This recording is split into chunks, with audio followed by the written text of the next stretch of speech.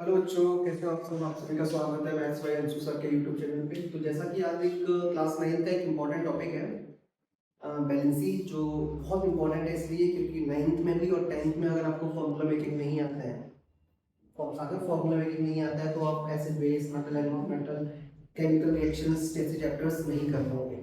तो उनका जो बेस है वो है बैलेंसी। बैलेंसी से आप फॉर्मूला बनाते हो और वही फॉर्मूले आगे हमारे लिए हेल्पफुल है। तो टॉपिक को स्टार्ट करते हैं। बैलेंसी होती क्या है? पहला पॉइंट आता है व्हाट इज बैलेंसी। तो मैंने कहा बैलेंसी का मतलब है द नंबर ऑफ इलेक्ट्रॉन्स की the number of electron present in a last shell of an atom, the number of electron the number of electron present in last shell of atom, last shell of atom called valency. क्या बोलते हैं इसको? Called valency कहते हैं। Sir last shell में कितने electrons move कर रहे हैं उनको हम बैलेंसी कहते हैं। उसके बाद सर ये इलेक्ट्रॉन क्या है, सर कैसे पता चला मुझे? तो मैंने कहा अलग अलग साइंटिस्ट जैसे थॉमसन मॉडल आए, उन्होंने एटम के बारे में थोड़ा बताया। फिर रदरफोर्ड ने उनको ओवरकम किया तो उन्होंने बताया एटम के पास सब एटॉमिक पार्टिकल्स भी होते हैं, इलेक्ट्रॉन प्रोटॉन एंड न्यूट्रॉन। फिर बोर्स थ्योरम नील्स बोर आए, उन्होंने बताया कि किस ऑर्बिट में कितने इलेक्ट्रॉन्स रिवॉल्व करेंगे। अब हमने अगर आपको बताया सर एटम के तीन सब एटॉमिक पार्टिकल्स होते हैं। एटम के तीन सब एटॉमिक पार्टिकल्स होते हैं। First is electron, second is proton and the third is neutron. Atom तीन चीजों से मिलकर बनता है, electron proton and neutron. Electron is negative charge particle, it is discovered by J J Thomson, whereas proton is positive charge particle discovered by Rutherford और Bohr, है ना। Neutron is neutral charge particle discovered by James Chadwick. कुछ बच्चे confuse इसमें होते हैं कि sir proton की खोज सर गोल्डस्टीन ने भी की है। तो ऑप्शन में दोनों ऑप्शन आपको एक साथ कभी नहीं मिलेंगे। हो सकता है कि रदरफोर्ड ऑप्शन में हो सकता है कि गोल्डस्टीन हो। तो एटम के बारे में पढ़ा, एटम के पास इलेक्ट्रॉन होते हैं, प्रोटॉन होते हैं और क्या होते हैं? न्यूट्रॉन होते हैं। एक पार्ट हमारे पास आता है सर बैलेंसी जो है वो दो टाइप्स की होती है। Sir one is electro positive valency, electro positive valency, और बेटा दूसरी होती है क्या? Electro negative balance, electronegative balance. अब मैंने कहा था कि इलेक्ट्रो पॉजिटिव बैलेंसी क्या होती है, इलेक्ट्रोनेगेटिव बैलेंसी क्या होती है। इलेक्ट्रो पॉजिटिव का बहुत सीधा सा मतलब है सर क्या, जब कोई भी मेटल इलेक्ट्रॉन्स को लूज कर रहा है, क्या कर रहा है? जब कभी जनरली मेटल्स जो होते हैं वही इलेक्ट्रॉन्स को लूज करते हैं। व्हेन मेटल लूज इलेक्ट्रॉन्स, जब मेटल्स इलेक्ट्रॉन को लूज कर रहे हैं तो क्या बना रहे हैं? इलेक्ट्रो पॉजिटिव, और कह सकते हैं क्या, कैटाइन का फॉर्मेशन कर रहे हैं। क्या कर रहे हैं? कैटाइन का फॉर्मेशन कर रहे हैं। ठीक है। उसके बाद नेक्स्ट पार्ट हमारे पास आता है इलेक्ट्रोनेगेटिव। सर जब नॉन मेटल्स, कौन बेटा? जब नॉन मेटल्स इलेक्ट्रॉन को एक्सेप्ट कर रहे हैं, नॉन मेटल एक्सेप्ट इलेक्ट्रॉन, जब नॉन मेटल इलेक्ट्रॉन्स को accept electron, then they form what? Electronegative valency, that is called anion। क्या बोलते हैं इसको? हम anion भी कहते हैं। क्या बोलते हैं इसको? हम anion भी कहते हैं। ठीक है।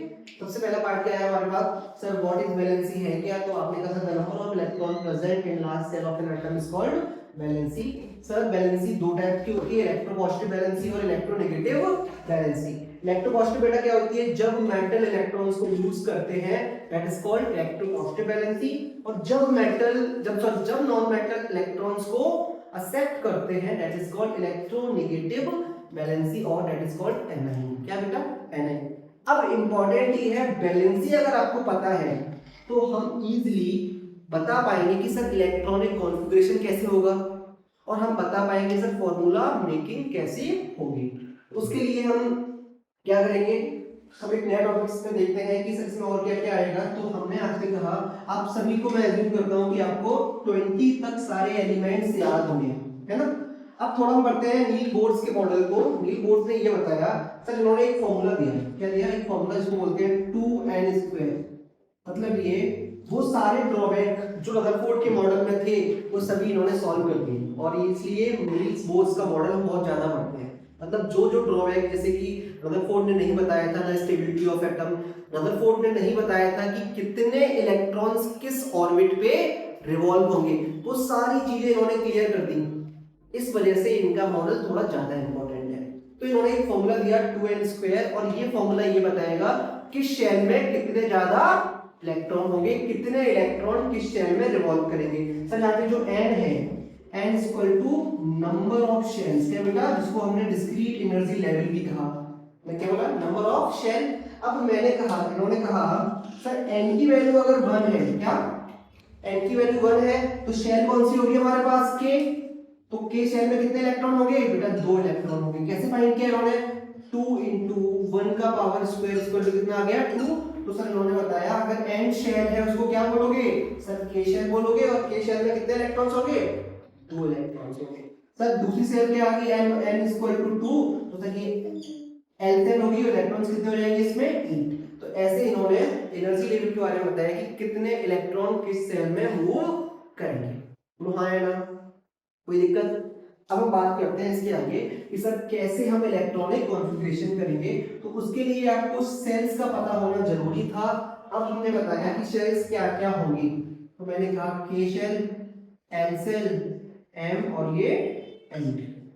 इस फॉर्मूले में हमने 4 सेल्स के बारे में बताया जो हमारे पास थी। अब देखो यहाँ पे सर के शेल में क्या होगा, 2 इलेक्ट्रॉन्स होंगे, क्या होंगे, 2 इलेक्ट्रॉन्स होंगे।